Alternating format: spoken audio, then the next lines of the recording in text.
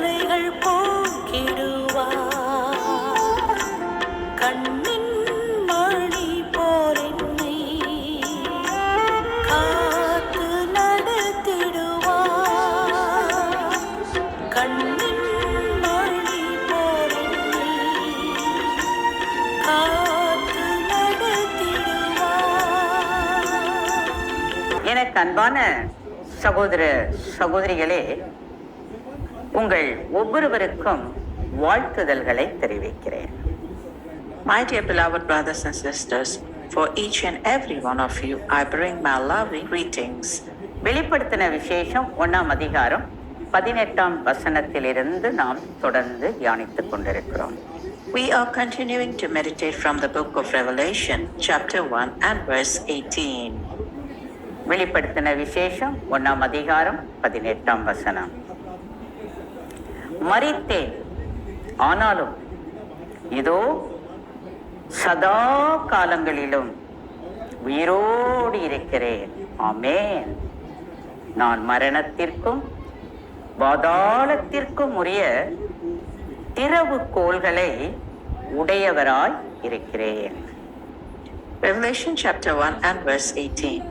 And I was dead, and behold, I am alive forevermore, and I have the keys of death and of Hades. வாசித்த இந்த தேவனுடைய வார்த்தை ஆண்டவராகிய இயேசு கிறிஸ்துவே சொன்ன ஒரு வார்த்தை. The word of the Lord God that we read right now is the word that the Lord Jesus Christ himself spoke about. ஆண்டவராகிய இயேசு கிறிஸ்து சொல்லுகிறார், சதா காலங்களிலும் உயிரோடு இருக்கிறேன்.